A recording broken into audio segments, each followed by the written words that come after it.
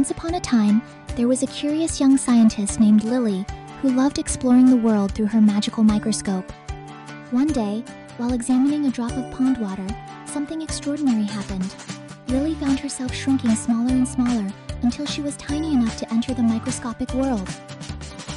"Wow!" exclaimed Lily as she looked around at the strange new environment. "Everything looks so different when you're this small." Her first adventure took her inside a human cell, where she discovered the mighty mitochondria, the cell's power plants. "It's like tiny power stations making electricity for the whole cell," Lily realized, watching the chemical reactions taking place. Next, Lily floated towards some colorful, oddly shaped objects. "These must be pollen grains," she said, examining their intricate patterns and spiky surfaces. "The patterns are like fingerprints. Every plant has its own special design," Lily observed. Suddenly, a strange creature waddled by.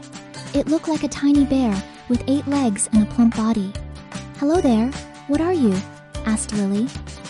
"I'm a water bear, but scientists call me a tardigrade," replied the creature.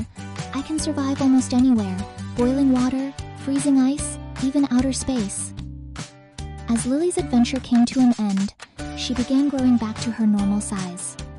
"The microscopic world is full of wonders," she thought.